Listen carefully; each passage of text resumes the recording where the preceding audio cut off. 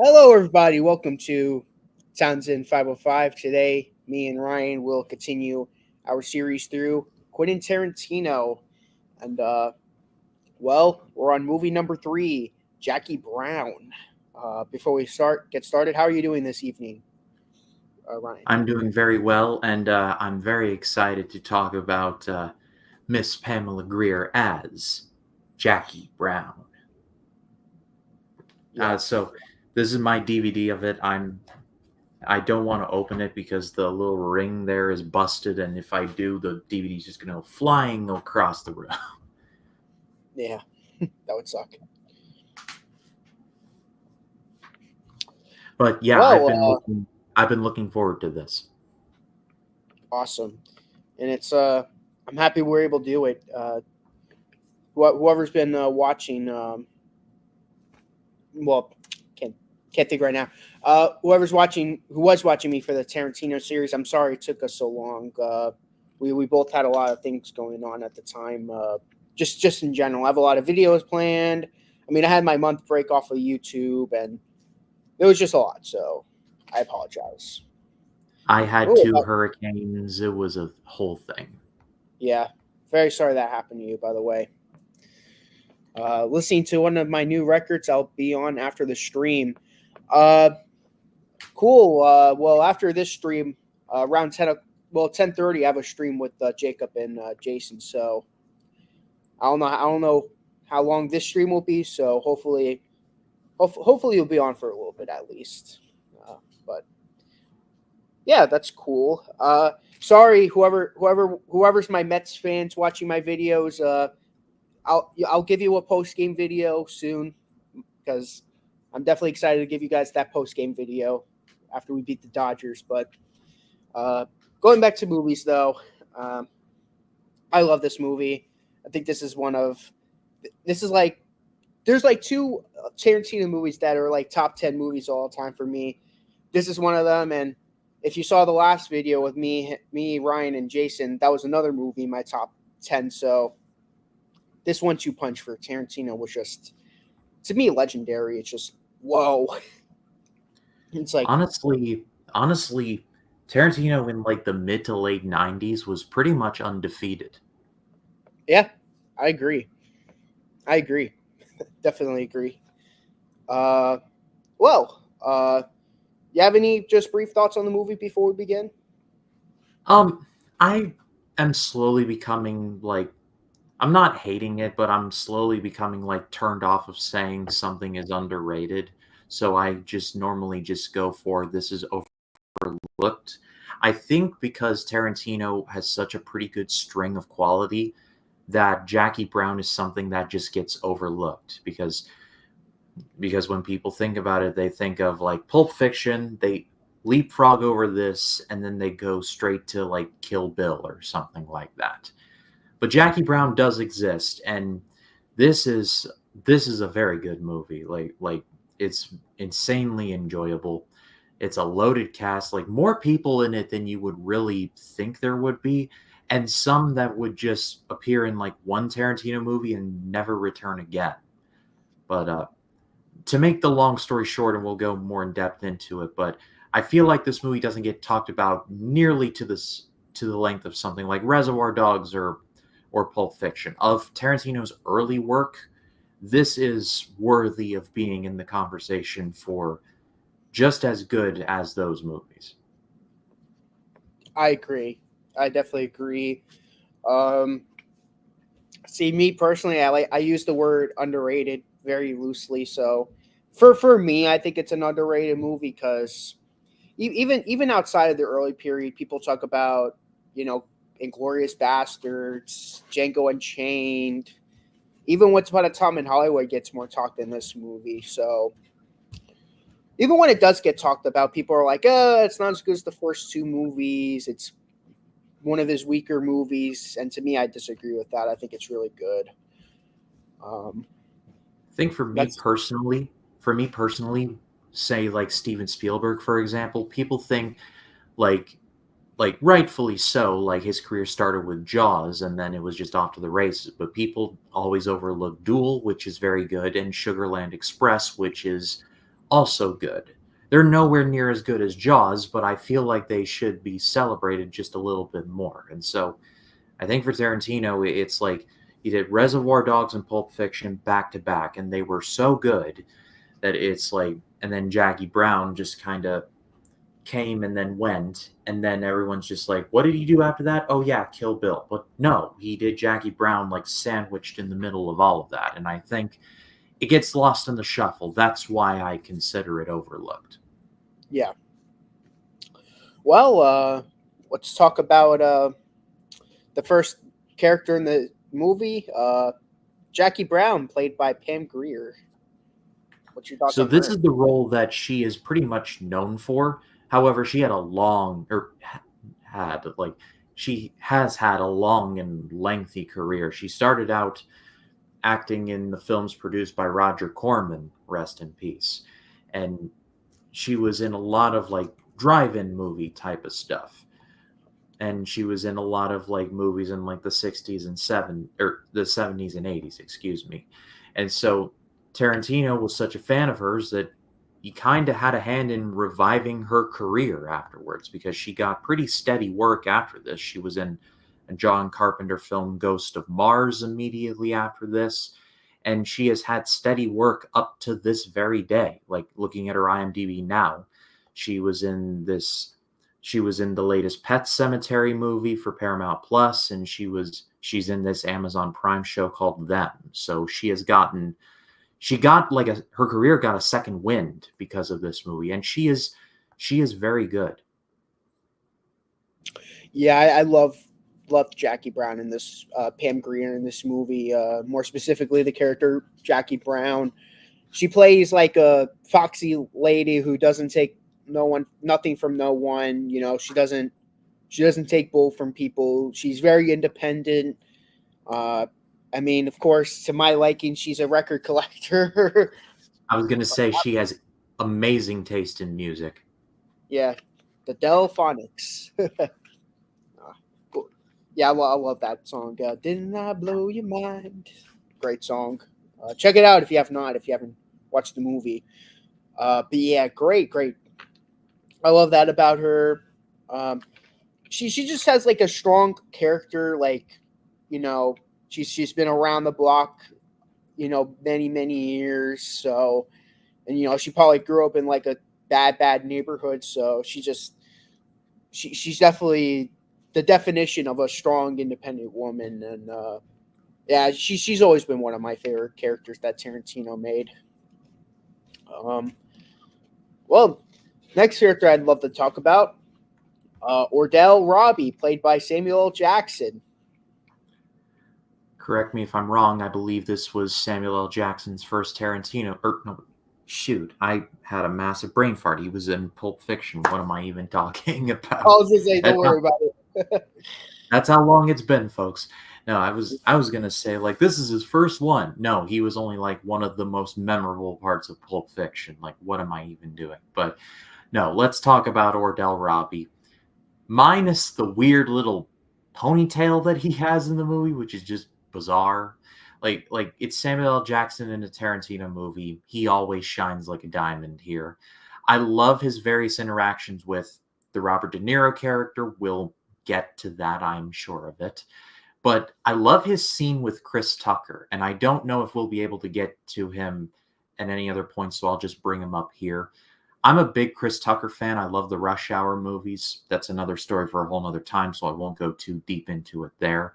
But the one scene that he and the back and forth that he has with Chris Tucker, just it's it's some of my favorite like the chemistry those two have is just great. And so I love the scene with them. I love the scene with De Niro in the van after a certain scene in a mall goes down. We'll get to that in a little bit.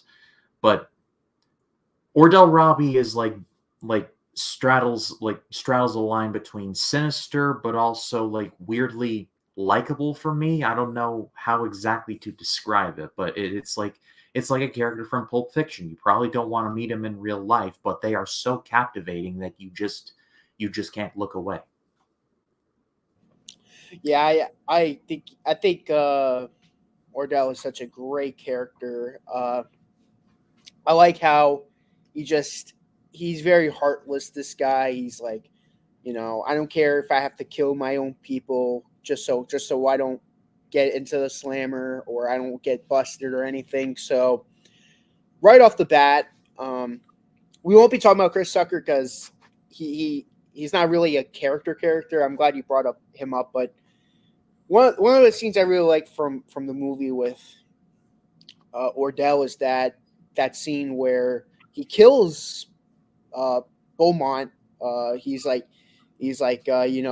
Beaumont's gonna snitch on me. I can't let that happen. So he took care of business so that didn't happen. So it's like survival of the fittest, if you may. So that's what makes him stand out compared to the other character Samuel L. Jackson played, which was Jules. Jules wasn't that kind of person, but now you're getting to this one character that he wrote for Samuel Jackson, this heartless guy who will do anything to prevent him from getting in jail or even worse than that. So I There like is that. no low. There's no low that Ordell Robbie won't stoop to. Let's just put it that way. Oh yeah, he'll do anything. And yeah, that's like a thing I really like. I will agree, his hair's very weird for the most part in the movie. I mean, towards the end, he has his hair down at the end, but yeah, his hair was pretty weird during the movie. I must agree. Um, Speaking of Robert De Niro, let's talk about the now. Lewis, played by Robert De Niro. Let's talk about him. You know, it's strange that like De Niro feels pretty much like he's like an elder statesman at this point. He was in Killers of the Flower Moon last year, so I don't want to say he's retired. He's still semi-active. But it's strange that he didn't do more stuff with Tarantino after this, if my memory serves me right. Because You're right. that's another thing about Jackie Brown, and we'll talk about another actor when we get there. He's one of the Batmen. I'll just leave it at that for now. But it's strange with Jackie Brown. It's like this weird time capsule of you get these actors who are in their prime or just or just coming off of their prime, and it's like they're in one time, and then you just like never see them again. And De Niro is one of them. I don't know if it was just a scheduling thing, but I don't know. I think De Niro would have fit in something like a Magnificent Seven, in like a Hateful Eight or Once Upon a Time in Hollywood, something to that effect. I don't know. I'm not his day planner. I'm pretty sure it was something that's out of my control. Long story short, De Niro's really good in the movie. His scenes with Bridget Fonda's character are kind of uncomfortable to watch, and I think that was the point. And especially the mall scene, I thought that was great. It's a shame that we didn't get more between De Niro and Tarantino, because I feel like they could have done a little more together, but I guess we just get just this one. I mean, Tarantino's saying he's doing like one more before he retires. I mean, like De Niro's still active. I mean, the door is open. That's all I'm saying. Maybe at the end of our series, we might do like a prediction, like what actors he might do or something like that. Like, or even at the end of the video, we could like make like a fantasy Tarantino movie where like what actors is he gonna choose? I mean, we could already have Samuel Jackson in there. Like, oh, he's definitely gonna be in the movie. Goes Oh, without for saying. sure. Samuel Jackson and Tarantino are like the two like. I mean, there's very It's few like movies. it's like Scorsese and DiCaprio, but there's also Tarantino and Jackson. Yeah. Yeah, at the end of the stream, we might do that at the end. Make our own like fantasy Tarantino a list of actors. But my thoughts on him, he's an alright character. Funny enough, I don't know why I did not recognize him when I first saw the movie with my father.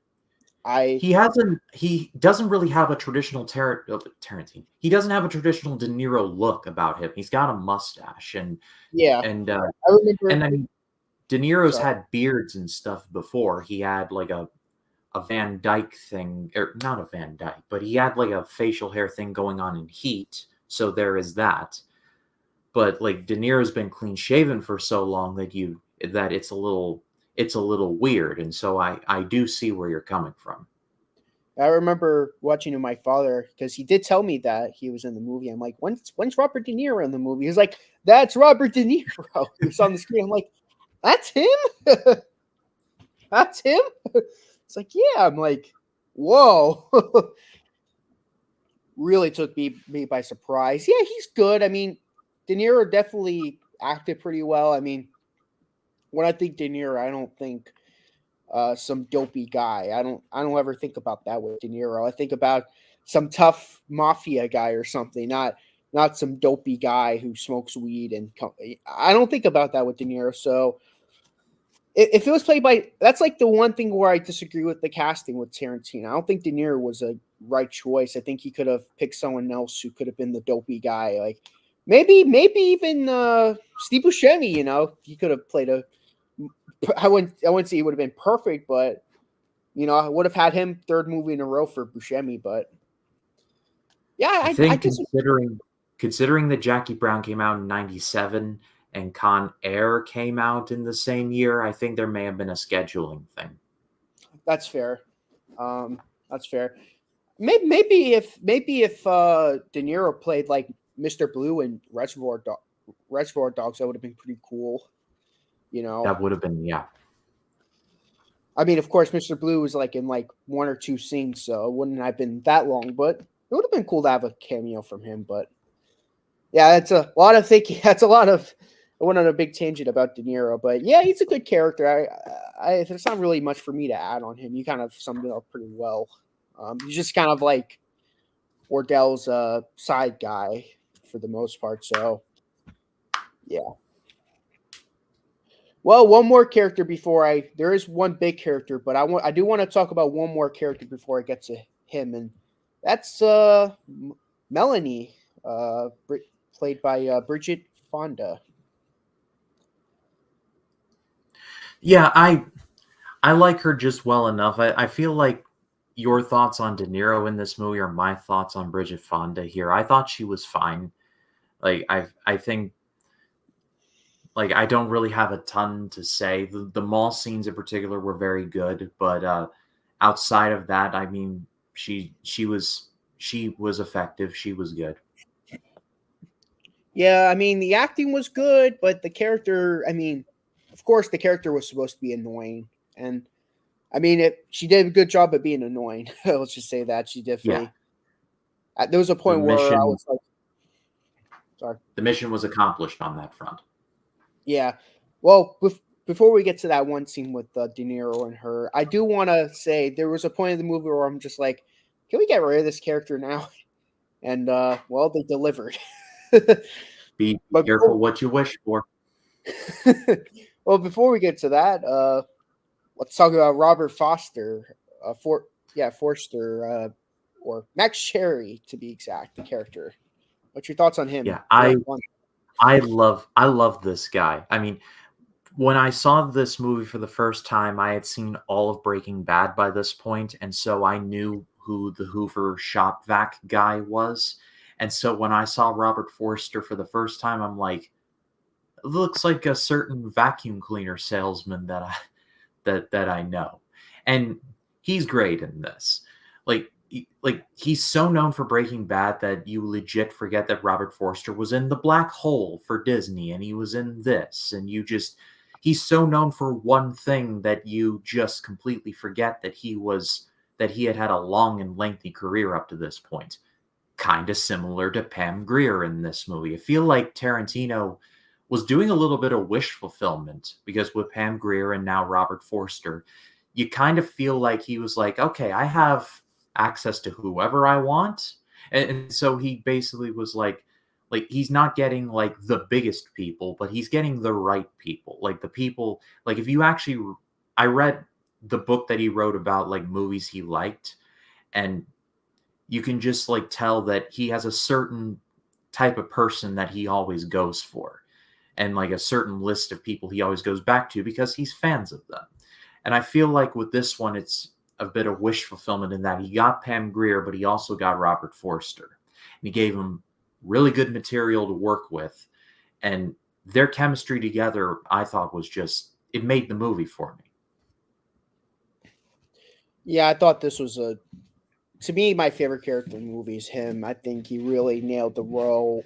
He's just, you know, kind of like a somewhat tough guy, Bale's bondsman who ends up falling in love with Jackie Brown, which that I really enjoyed. I thought that was one of the main highlights of the movie was definitely him falling in love with her, and you know you definitely see him close like as soon well when you first when he first looks at her, the soul, the music in the background. I'm like, just great stuff. And yeah, this is definitely one of the best characters in the movie.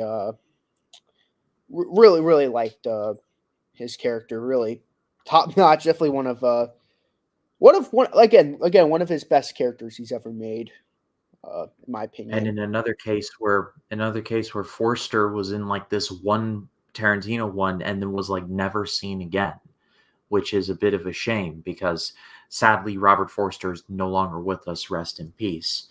But I feel like pitching that mythical final Tarantino one, I feel like if Forster were still alive, he would have been involved. I mean, Forster's another type of guy that I feel like he could have fit into another one of Tarantino's movies somewhere, but alas, we'll just never know.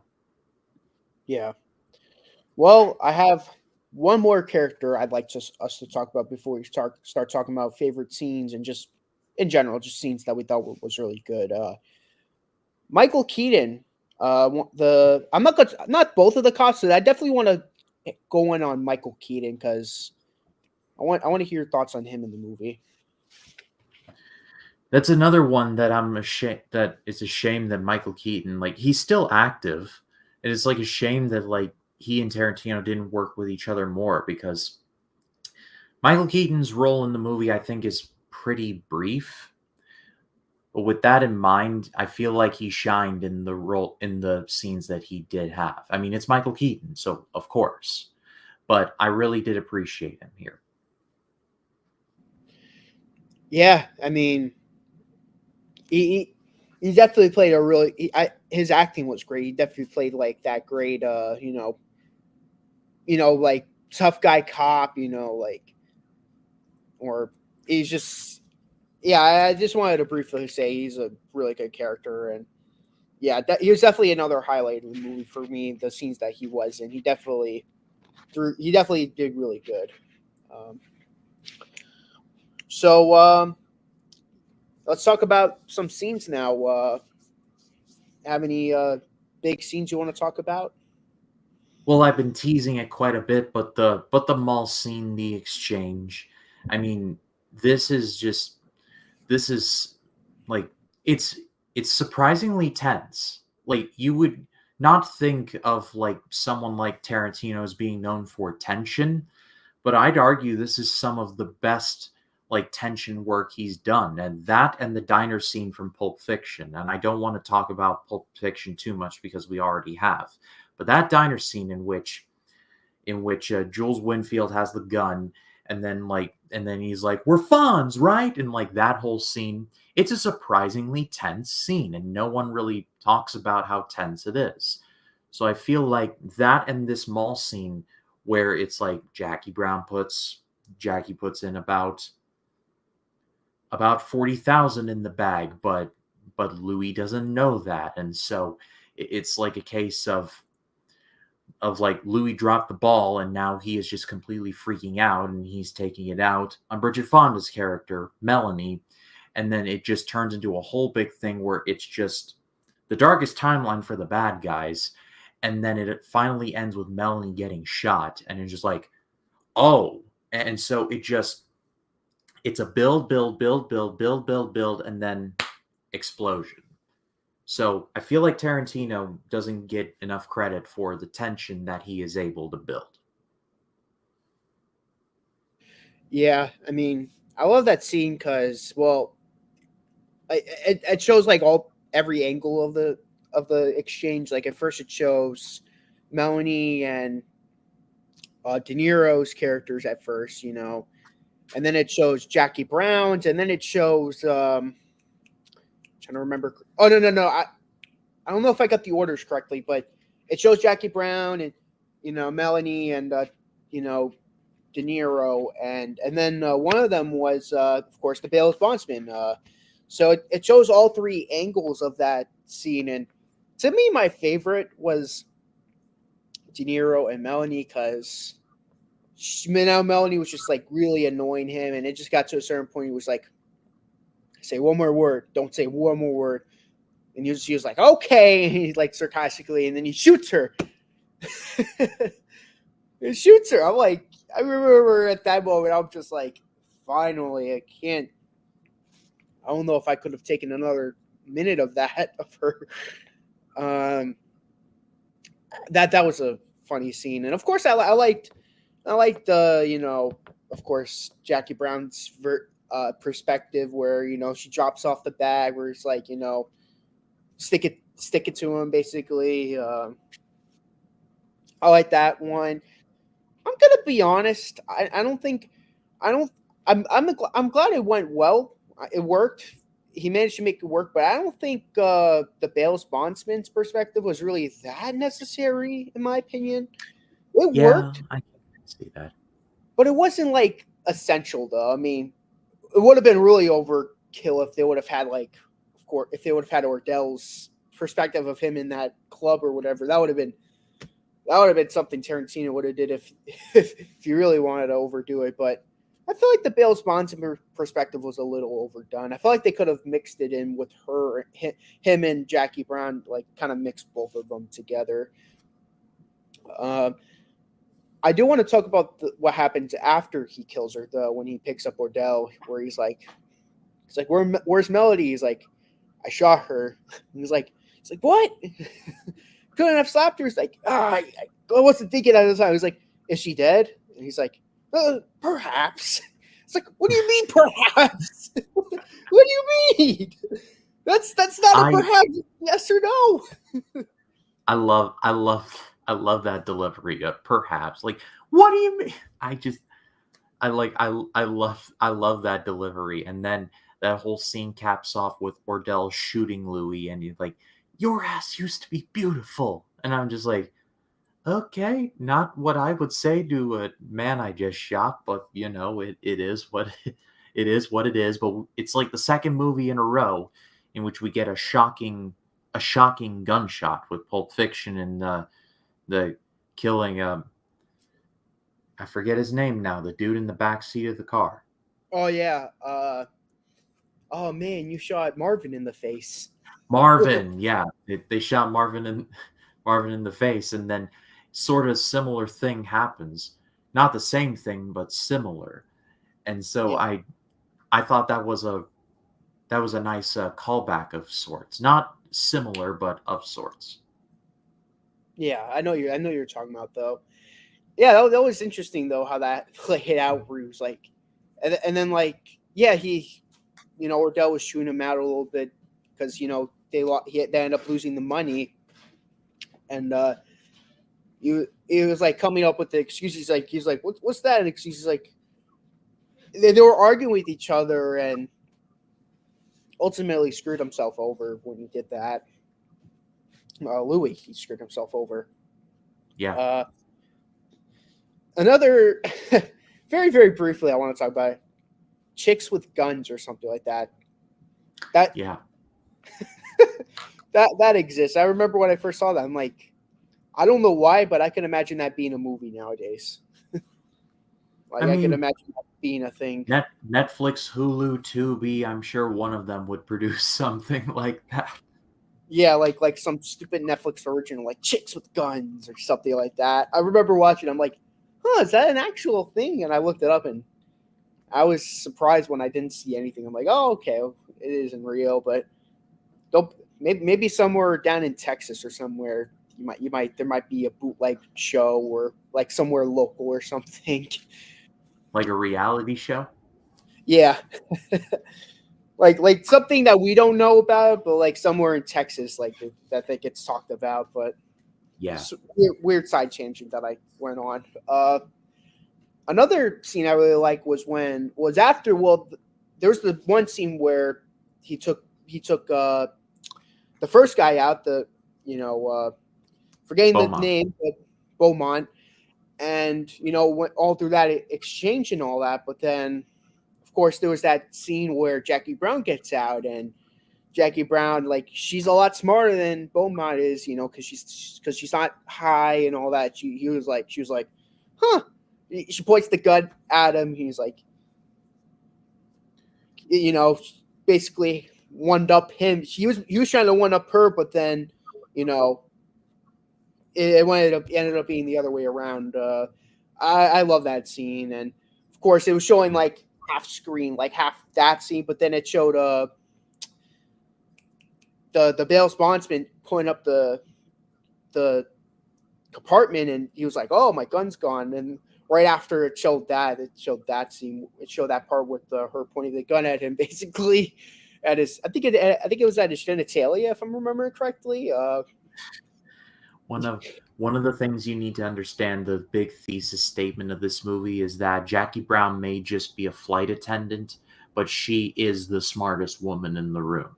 And she plays everybody in this movie for fools, even Max Cherry. And Cherry's the only one who is like, she got me, and like fobs it off because he falls in love with her and all of that. But like plays like Ordell and all of them, plays everybody for fools.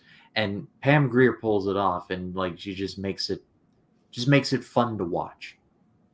Oh yeah, that's what I loved about the movie, is how she was able to play everyone, how she was able to like play, yeah, everyone. No one was safe. Hey, Caleb. There's this movie called Logan Lucky. It was directed by Steven Soderbergh, and I won't spoil what happens, but there's a big scene in which you don't think about it like in the moment, but it comes back up again near the end, and you're like, oh, they've been one step ahead of everybody the whole time. And it just, like, I won't spoil it for you, Nick, but just watch the movie if you haven't. It's excellent. It's some of Soderbergh's best work. Okay, I might have to check it out. Um, It's yeah, streaming very. somewhere, I know, but watch it if you haven't. It's very good. But the point I'm trying to get at is that I love characters who seem like they're on the back foot, but then you realize they're like the smartest people in the room the whole time, and they've just been like lying in wait, just waiting to see what everybody does, like Thomas Shelby in Peaky Blinders, or the Logan brothers in Logan Lucky. Guys like that. Well, there's that term, dumb as a fox, or where it's like, they basically manipulate people into thinking that they're dumb, even though they are far from it. Well, I not dumb, believe but the like, phrase I believe the phrase is crazy like a fox. my dad told me dumb as a fox, but I'm not sure. But whichever one it is, I basically like, oh, she's just a flight attendant. How threatening can she Mm-hmm. be? Turns Very, out very. she's like three steps ahead of everybody. Yes, indeed. That was definitely, and then of course that final scene where she basically lures him into the bail bondsman place, and then she has the gun, and yeah, she's a very, that's why she's like one of my favorite characters, is that she's great at playing the naive character that she isn't. Uh, you have another scene you really like from this movie? I mean, those are my two favorites. I mean, really, this is just this movie is just so fun. Like we could just quote moments like all day long, but I think I just summed up everything by just saying like it's just fun to see Jackie Brown just be ahead of everyone. It's one of those movies where the initial watch is fun, but then when you go back to think about it, you're like, oh, and then it's like walking yourself back through it, and then there's like these little tells of she's got everybody like chasing their own tail, and you just don't know it until you like 1,000-foot view it, and you back up and you look down on it, and you're just like, this was just like she was just like biding her time. And so I feel like beginning to end, it's just honestly, this Jackie Brown might be one of Quentin Tarantino's strongest like solo characters, period. Like if you were doing like a top 5 or 10 list of best Quentin Tarantino characters, like just people, Jackie Brown's got to be in the conversation. I certainly agree with you. I certainly agree. Her and the Bales Bondsman were like the two like big highlights of the movie. Normally Samuel Jackson's a big highlight of the movie, but I can't believe I'm saying this. He's not even like my second favorite character of the movie, which is rare because 9 times out of 10, Samuel Jackson's usually either my favorite character or at least a close second. But those two characters definitely pulled their weight, and not dissing on Ordell. I think he's the third best character of that movie, but yeah, definitely a rare case where Samuel Jackson doesn't seal the role, which is great because normally he does. Speaks to how loaded the movie is in the cast department. When Samuel Yeah. L. Jackson's not even the best part, he's like second or third best. Oh yeah, definitely shows how great they are, how great the casting was. Well, what's your score going to be on the movie? I am not sure. I can't remember what I gave Reservoir Dogs. I think I gave Pulp Fiction 10. I'm going to give this one a solid 9. Okay. I'm guessing that means 4 stars. Oh, yes. You know what? 4.5. I'm feeling generous. Okay. I mean, I said this already. This is like a top 10 movie for me. I'm gonna have to give it 5 stars, but I could see why you give it 4.5. But to me, this is again, I think this is criminally underrated. I don't think no one talks about it. No one, even when people do talk about it, it's usually to the negative effect, like, oh, this is not one of his better movies. It's weak, So yeah, No, this is very that's death proof, but we'll get to that. oh that's gonna be an interesting one. That's gonna be an interesting one to cover. But you have any just final thoughts before we close out? If somehow you have not seen this movie, see it. It's fantastic. Yes, very very good. I recommend anyone if you're a Tarantino guy, like not like a big fan, but like you know enough where you're like, okay, I like Tarantino. I know like a couple of like a handful of movies. This is one I recommend. I'm not sure if this is a movie that everyone's gonna like me and Ryan do, but I think there will be at least parts of the movie you'll appreciate. But who knows? But thank you guys. Sorry. Now we're in this series, we're getting into uncharted territory for me because I believe next up is Kill Bill, and I have never seen either one of those. So this is going to be a first-time reaction for you all. Nice. I watched both movies, and I'm not gonna lie, it's not a movie I really care for that much. My biggest hot take is that I think the Kill Bills are a little overrated and that they're my least favorites of his movies. But I'll still give them okay ratings. They're not bad movies, but I'm not gonna lie, I actually prefer Death Proof over those two movies. It's interesting. It's not his. It's not because it's bad. It's just it's not a genre I really like that much. The revenge story thing, where because I'll give the brief story of it. It's basically Bill kills her husband and kills basically her baby as well, and she's taking revenge on that. I'm not a fan of revenge movies. I never was. To me, they're done to death. So that's probably why I'm not as into it. I know a lot of people will consider it to be Tarantino's masterpiece, or at least one of his big masterpieces, like at least like top 3 or top 2 for them. But in my opinion, I find it to be a little overrated. But I'll give you more in-depth thoughts when we review the actual movie. But Thank you so much for watching, and see you guys next time. So long.